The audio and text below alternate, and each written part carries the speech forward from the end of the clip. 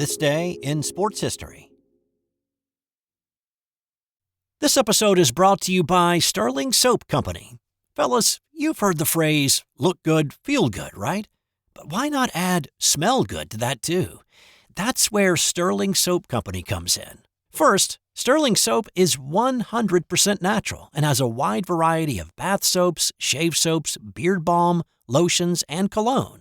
Second, there's a scent just for you. How about burgundy? Yeah, it's more than a color.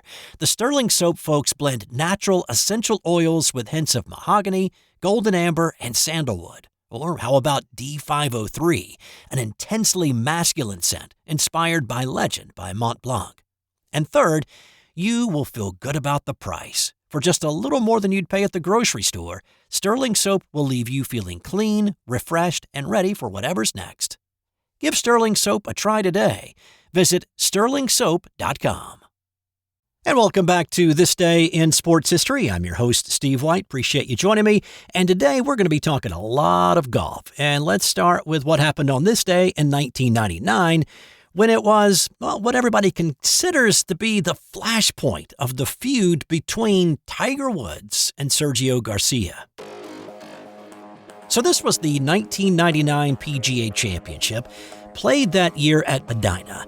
Now, Tiger was the 23-year-old wonderkind who had one major tournament win under his belt at this point. Sergio was a 19-year-old kid who just turned pro. He'd been the low amateur at the Masters earlier that year and turned pro shortly after. Now, everybody knew that Tiger was going to be great. Jack Nicklaus had predicted that Tiger would best his major tournament wins record of 18 by the time he put the golf clubs into the closet, after he watched him torch the field at the Masters in '97. Similar hopes began to emerge that maybe Sergio could be just as good, right? Could rival Tiger, and this would be a great duel to watch for a decade or more. Something like Jack versus Arnie versus Gary Player, or Nicklaus versus Watson, Hogan versus Nelson. Instead, now that we have the benefit of a quarter century to look back on, the wished-for duel turned into Clint Eastwood versus Barney Fife, a guy who had a bigger gun and couldn't miss against a guy who could never seem to get his gun out of the holster. But we didn't know that at this point. So here we are on Sunday. Tiger entered the day tied for the lead with Canadian Mike Weir, and they were paired up in the final group. Sergio was a shot back, and he was playing in the group just in front with Stewart Cink. Now, Tiger was sitting pretty comfortably after a birdie at the 11th that put him 5 shots clear of the field. But Tiger faltered a little bit. He bogeyed the 12th, and then standing on the tee box at the par 3 13th, Tiger watched Sergio roll in a 20-footer for birdie. In that moment, Sergio pumped his fist, and then he looked back to the tee box with a bit of a stare down. Message sent and message received. Stevie Williams was on Tiger's back at that point in his career, and he asked, "Did you see that?" To which Tiger said, "Yep." But here's the thing. Tiger would go on to make double bogey 5 on that hole, and all of a sudden, it was just a one-shot lead. Sergio gave a shot back at 15, and then after a wayward tee shot on 16 that came to rest at the base of a tree, it looked like he was going to lose another stroke to par. But then, Sergio hit one of the most memorable shots in golf with the always great Gary McCord on the call for CBS. That's got like a 4. Yeah, that doesn't have much loft. I think he's going to give it a whack here, ladies and gentlemen. You small children, don't watch this. Oh, yeah, no, this is through in the left rough. Look at him. He's quick, too. Oh, my goodness, he hit it on the green. Oh, that's unbelievable. Wow, what a golf shot. Oh, my goodness, is this fun? Sergio closed his eyes and turned his head away as he made contact with the ball, and then he ran up the hill to see the result. Now, it was a great shot, and he salvaged par to keep the deficit at 2. Tiger could not match that, though, and he made another bogey. The lead was back to 1.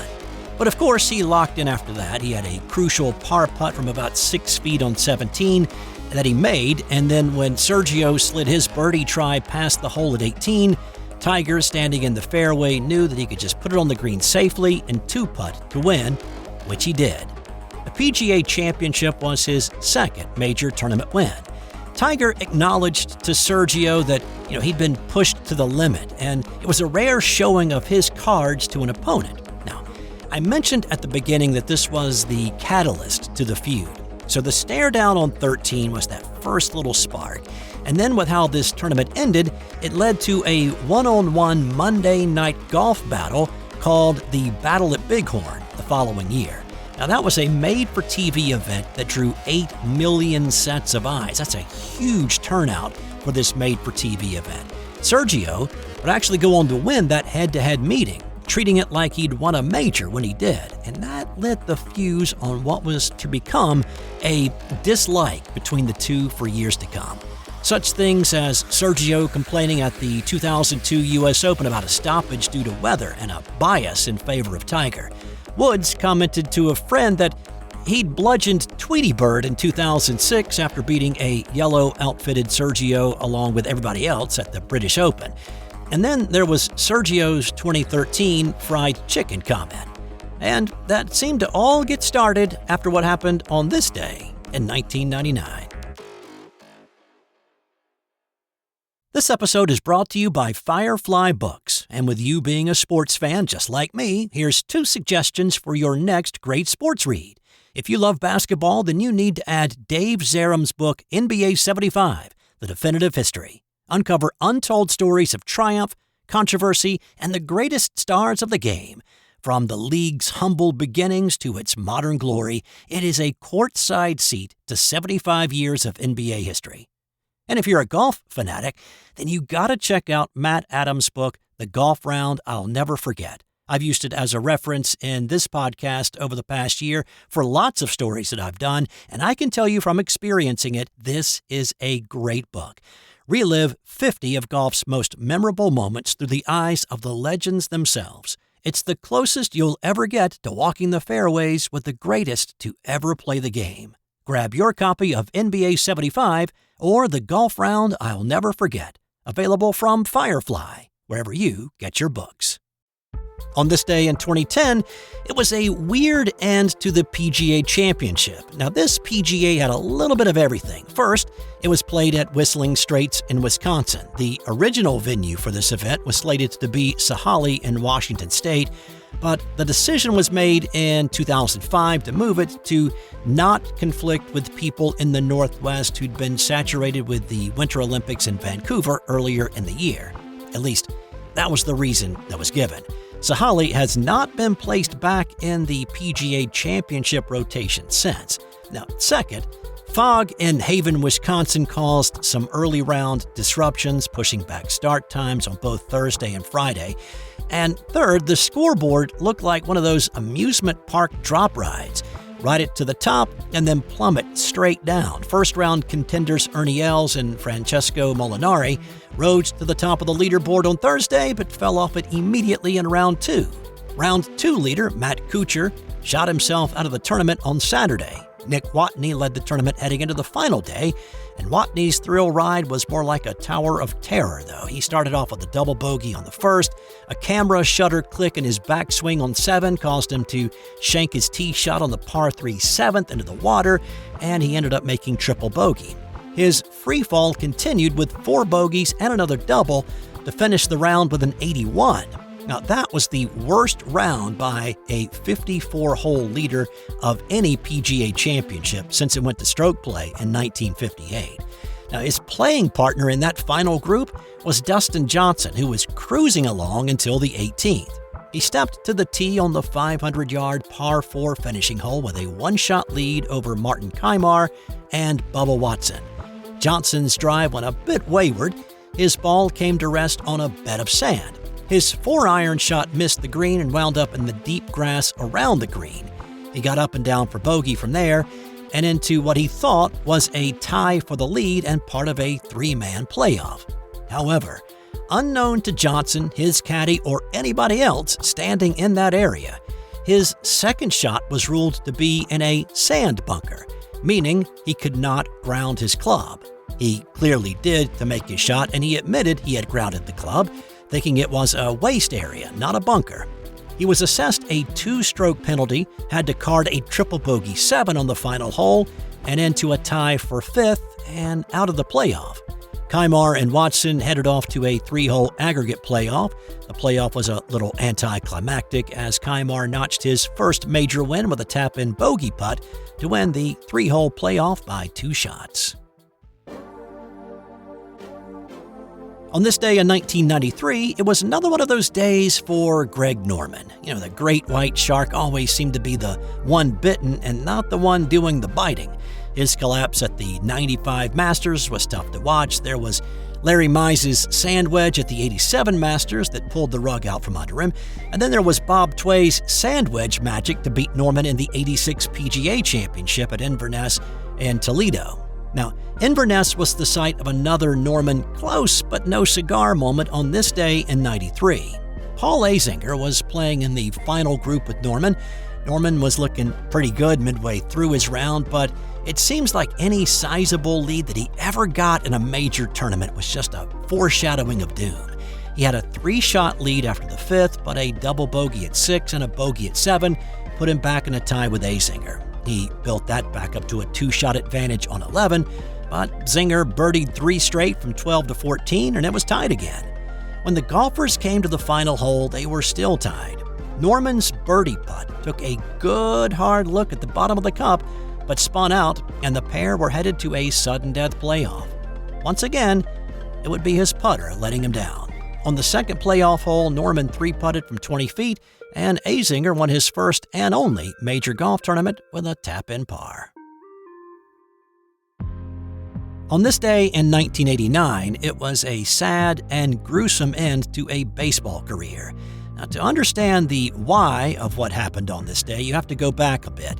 Dave Dravecky had been in the majors 8 years by this point, starting out with the San Diego Padres before going to the San Francisco Giants in a trade in '87. He was the opening day pitcher for the Giants in '88, but he noticed a little tightness in his left arm that day that had not been there before. And it wasn't until September that he found out why. Doctors found a cancerous tumor in his pitching arm. He underwent surgery in October, and doctors advised him to sit out the entire '89 season to rehab that injury. But Dravecky did not take that advice. Instead, he rehabbed the injury for the first 6 months of '89 and then did a minor league stint starting in July. On August 10th, Dravecky made his triumphant return to the majors, pitching a solid 8 innings. He struck out 5, walked 1, and picked up the win against the Cincinnati Reds. Well, on this day, Dravecky made his second start since returning, taking the mound in Montreal against the Expos. In the 5th inning, he began to feel a weird, tingly sensation in his left arm, but he kept on pitching. In the 6th, with Tim Raines at the plate, Dravecky delivered a pitch, and he snapped his left humerus bone in half, and that injury ended his season. Unfortunately, he broke the arm again in October when he ran on the field to celebrate the Giants winning the National League Championship Series against Chicago, earning them a trip to the World Series. He retired from baseball after the '89 season, and when the cancer returned in 1991, he had his left arm and shoulder amputated. On this day in 1975, Baltimore Orioles manager Earl Weaver was thrown out not once, but twice. The O's were in the middle of a long home stretch, which usually makes people happy. You can sleep in your own bed at night, or if you're a manager, on your own couch in your own office after a game. Well, Baltimore was playing a doubleheader with the Texas Rangers on this night. In the first game, Weaver thought umpire Ron Luciano missed a call, and he just went out to talk to him about it. The conversation turned heated, as it tended to do when those two started talking to each other, and Luciano tossed Weaver.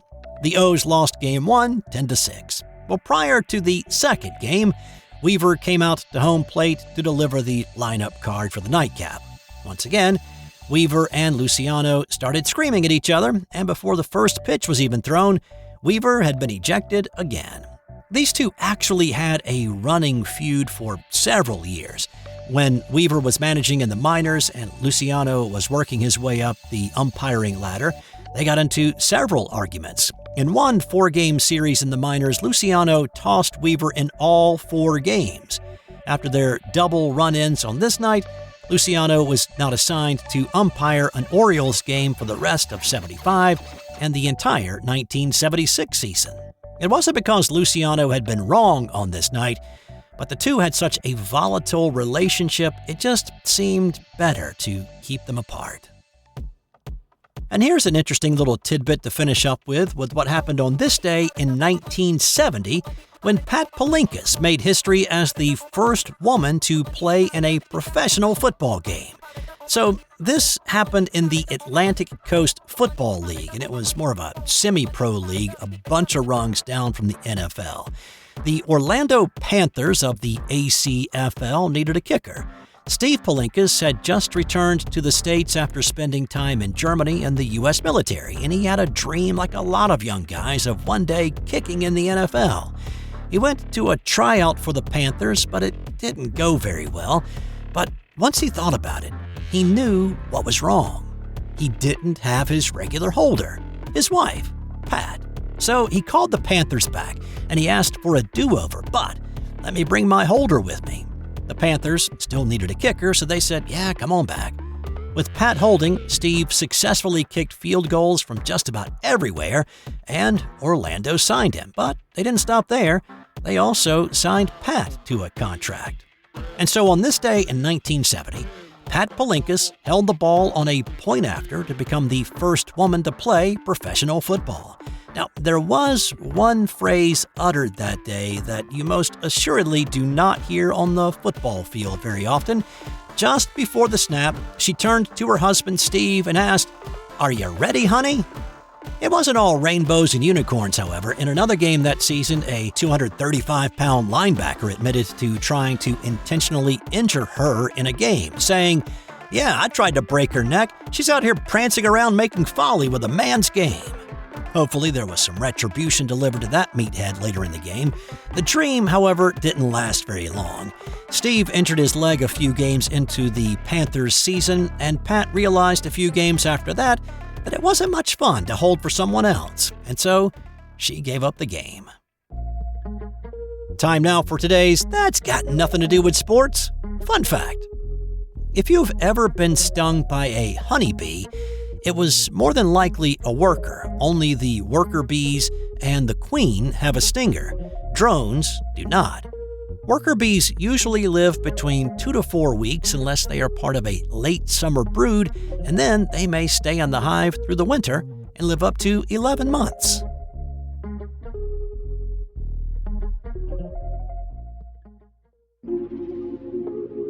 This has been an original Thrive Suite production.